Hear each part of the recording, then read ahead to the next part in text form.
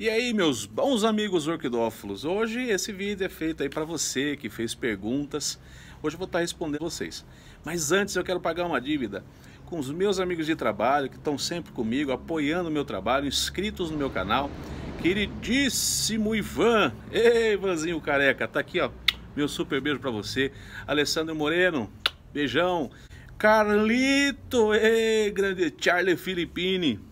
Grande beijo para você também, meu querido. Obrigado aí por vocês estar sempre me apoiando, tanto profissionalmente, como também apoiando esse trabalho voluntário de ajudar as pessoas com conhecimento das orquídeas, tá bom? Então vamos começar aí respondendo as perguntas. A querida amiga Elaine Madeira fez a seguinte pergunta: Fábio, eu queria saber a sua opinião sobre a qualidade da água para regar as orquídeas. É um assunto um pouco técnico isso daí, Elaine, mas de tão grande importância que por isso que eu trouxe para responder você e a quem possa interessar no canal. Eu moro muito próximo à estação de água da minha cidade, né? Cerca de mais ou menos 2 quilômetros da minha casa, tá? E o que acaba acontecendo é que eu recebo uma água com muita concentração de cloro, os produtos que são utilizados aí para purificar, né, a água. A questão é que quando você mora próximo demais a essa estação de água, essa concentração de materiais pesados chega muito forte, né, aqui na minha casa. Por muitas vezes eu abro a torneira, a água está até branca de tanto cloro, de tanto produto que tem para purificar ela. E acaba acontecendo, Elaine, que esse tipo de água sim prejudica a orquídea, tá? Envolve pH, né, de água. Existem muitos estudos revelando que as orquídeas têm uma preferência por água que seja de neutra a um pouco mais acidificada. Então nós temos, por exemplo, essa água que chega na nossa casa em torno aí de 6,5 a 7,0 de pH. Quando o ideal para nós humanos seria de até 12, 13 de pH para nós humanos, tá? Para as orquídeas acaba sendo até legal, desde que você não more tão próximo da estação de água da sua cidade. Porque eu percebo que algumas vezes quando eles fazem alguma limpeza ou qualquer coisa que eles vão fazer, que eu vejo uma diferenciação na cor, na tonalidade, às vezes até no cheiro da água, eu percebo que as minhas orquídeas sim sentem bastante. O nível de absorção da planta, tá? Para que ela possa absorver o maior nível de água possível, para que ela possa armazenar, é que essa água fica em torno aí de 5,8 a no máximo 7,0, tá? O nível de absorção na adubação, essa água deve ter um pH entre 5,8, 6,0, 6,5 de pH. No momento que você mistura o adubo, ele tende a alcalinizar um pouquinho essa água. E com isso há uma certa rejeição da orquídea. Então é muito importante que você tenha um controlador de pH, né, uma mediçãozinha de pH que você encontra em loja de aquário, tá? Em loja de aquário você tem tanto o medidor, né, de pH, assim também como o acidificante. Caso fique muito alcalino, você pode colocar aí umas gotinhas de acidificante para descer o pH e manter esse pH aí em torno disso que eu falei, 5,8 até 6,5, que seria bacana para as adubações das suas orquídeas. Assim ela vai absorver bem esses nutrientes para poder armazenar em seus pseudobulbos, crescer bem, tá certo? Água de chuva é muito interessante de você estar utilizando para você poder fazer tanto as regas na semana na sua orquídea, como também as adubações semanais, quinzenais que você faça, tá? Se você não tiver essa possibilidade, eu recomendo que tenha uma caixa d'água onde você possa deixar essa água pelo menos de um dia para o outro, para que evapore essa quantidade de cloro, etc e tal, e melhore a qualidade da água para você regar as suas orquídeas, tá bom? Zuleide Batista, tudo bom, Zuleide? A Zuleide perguntou o seguinte: qual orquídea mais fácil para iniciante e quando fazer o replantio? Não existe dificuldade em nenhum tipo de orquídea, tá?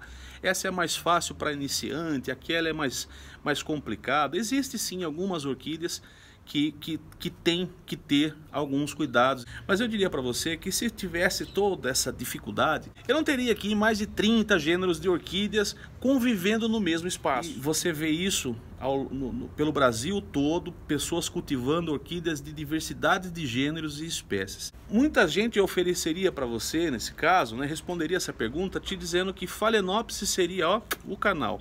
Eu diria para você que qualquer tipo de orquídea, desde que você compreenda um pouquinho sobre ela, desde que quando você comprar, sempre com aquela plaquinha, com o nome da orquídea, que você entre no Google, que você pesquise um pouquinho sobre sombreamento dela, sobre tipo de umidade, e você não vai ter problema, tá?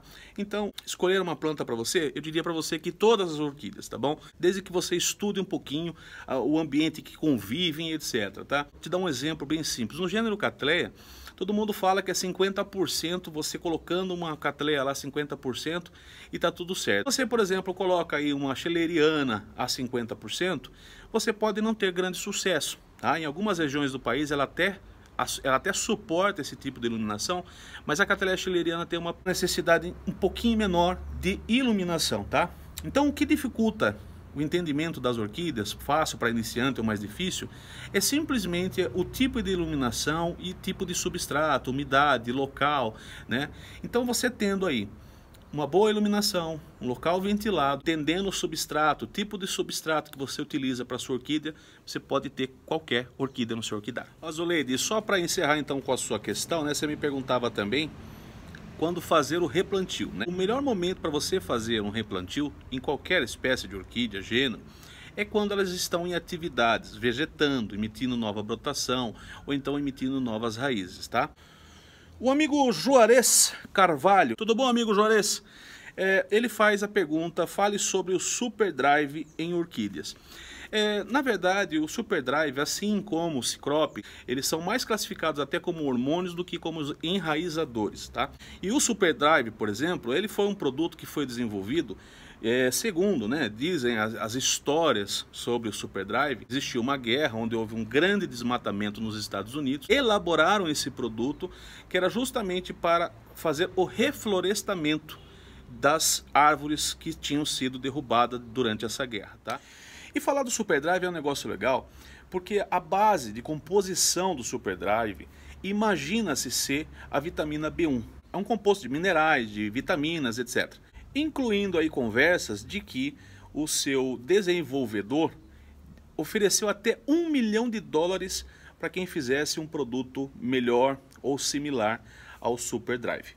Aproveitando o gancho de que imagina-se que a base composta do sucesso do Super Drive é a vitamina B1, então faz todo o sentido pessoas que estão atrás sempre de, por exemplo, o VitaGold, que tenha a vitamina B1 como a sua principal composição. A mesma coisa acontece também com produtos que se chama Benerva, também já falei desse produto no meu canal. Bem, nenhum estudo científico diz que a vitamina B1 vai fazer com que as suas orquídeas enraizem ou avancem com seu enraizamento, crescimento mais rápido. Mas a gente deve pensar um pouquinho, não é? Já que a vitamina B1, que supostamente é o sucesso do Super Drive, fica a dica. Também quero passar para você, amigo Juarez, assim como para todo mundo aí, que o Super Drive, nas orquídeas, não há estudos, tá? Não há estudos científicos que comprovem que ele é um produto ideal para ser utilizado nas orquídeas, tá? Algumas pessoas usaram, disseram que é bom. Pessoas que começaram a utilizar durante bastante tempo, que inicialmente achavam muito bom, depois começaram a dizer que houve mudança, incluindo a genética da planta, fazendo com que floração saísse com defeito, uma brotação defeituosa, enfim, deve-se ter cuidado com esse tipo de produto, por isso dosagens sempre bem baixinhas.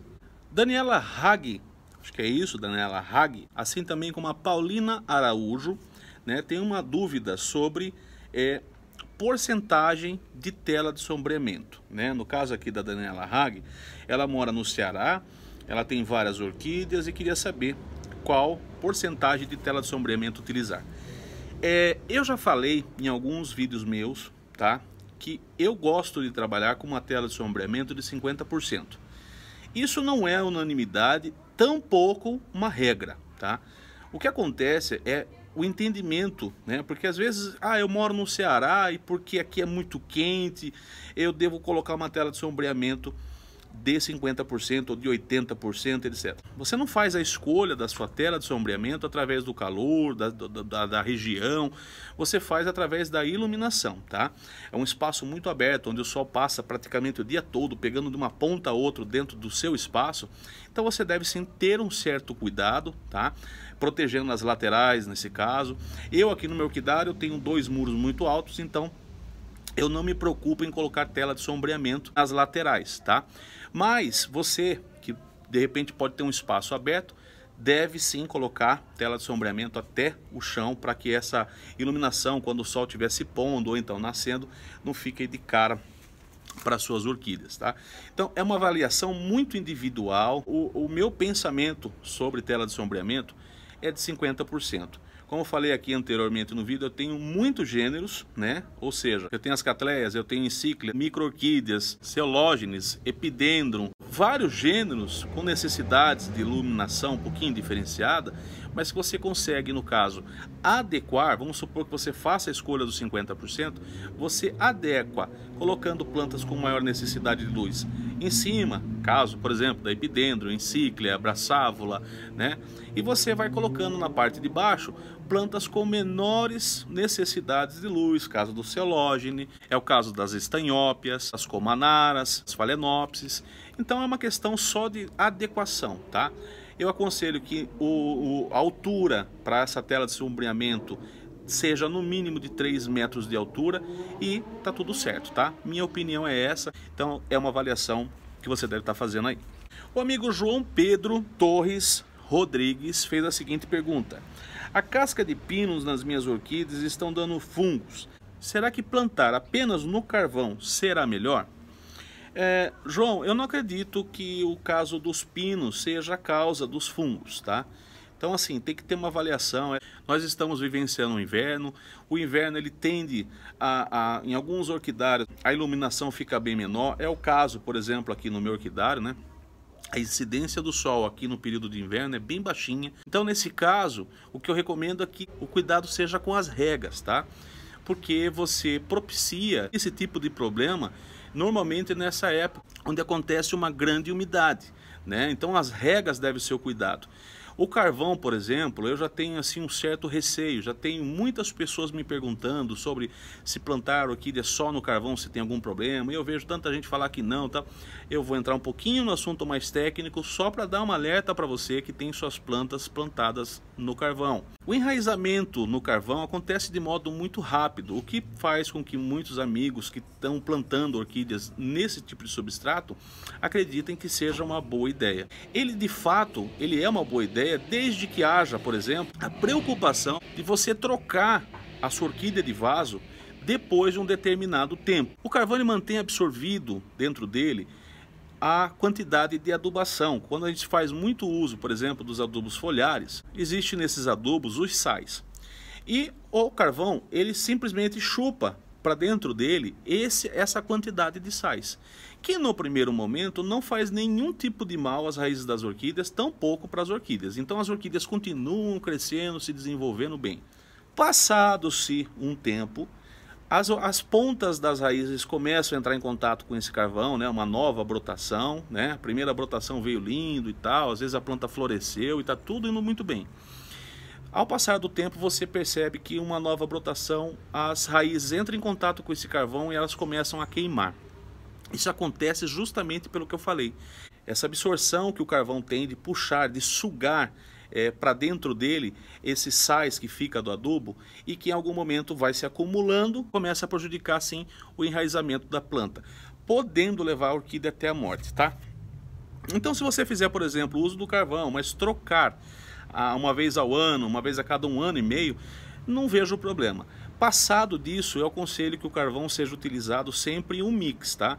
Ou o carvão e o pinus, ou o carvão, pinus e pedra brita, carvão com esfagno. Você pode fazer essas misturas, mas ele sozinho eu não diria que seria uma boa escolha, tá certo? Então, terminando de responder a sua pergunta, os fungos, na minha opinião, não foram provenientes do uso do pinus.